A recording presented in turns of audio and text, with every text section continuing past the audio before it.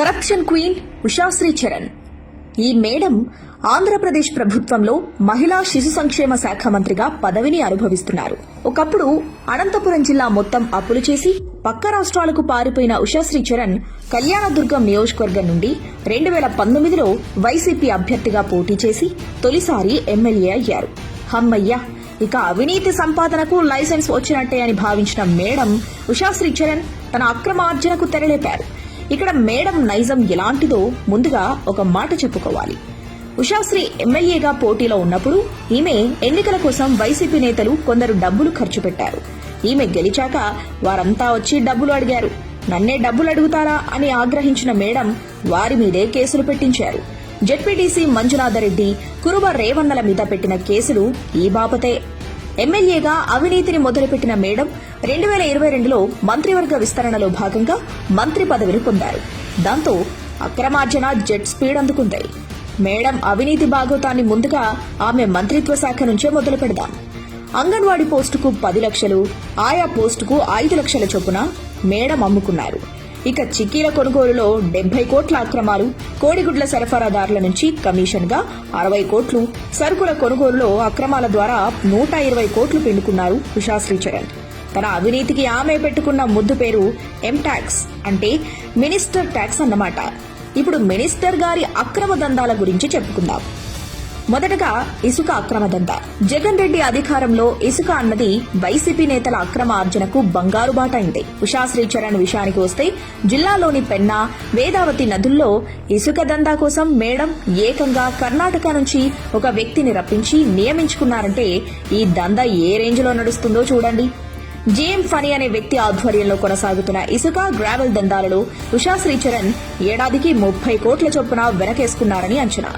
కళ్యాణదుర్గం నియోజకవర్గంలోని సగం మద్యం దుకాణాల్లో కర్ణాటక మద్యం అమ్మిస్తారు మేడం. నియోజకవర్గంలో 5 బార్లు, జిల్లా కేంద్రంలో 3 బార్లు ఉషాశ్రీ గారివే. శ్రీనివాస్ అనే వ్యక్తి ప్రతిరోజు సాయంత్రానికల్లా వసూళ్లని మంత్రి భర్తకు హ్యాండ్ ఓవర్ చేస్తాడు.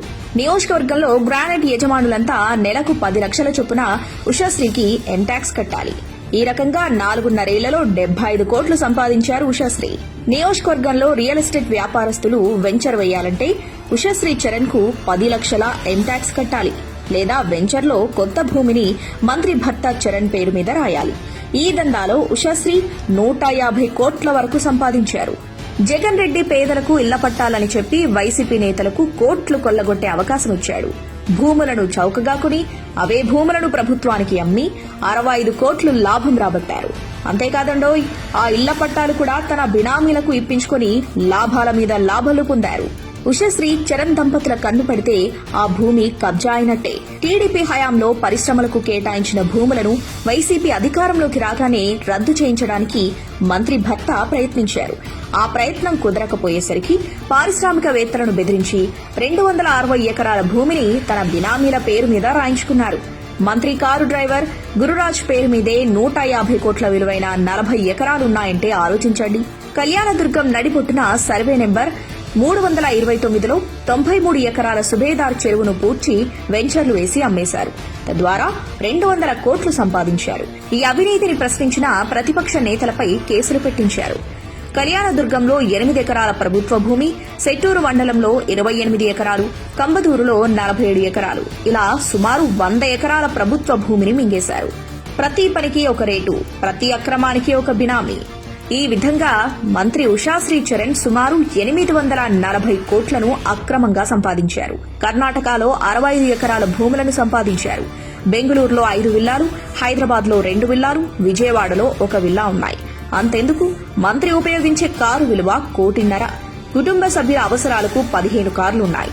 జగన్ రెడ్డి ఎన్ని పథకాల డబ్బులు మీ అకౌంట్లో వేసినా మీరు ఇందులో ఒక కారు అంతైనా సంపాదించగలరా? అదే జగన్ మాయ. ఈ వాస్తవం తెలిసాక కూడా జగన్ కి ఓటేస్తే మనల్ని మనం మోసం చేసుకున్నట్టే.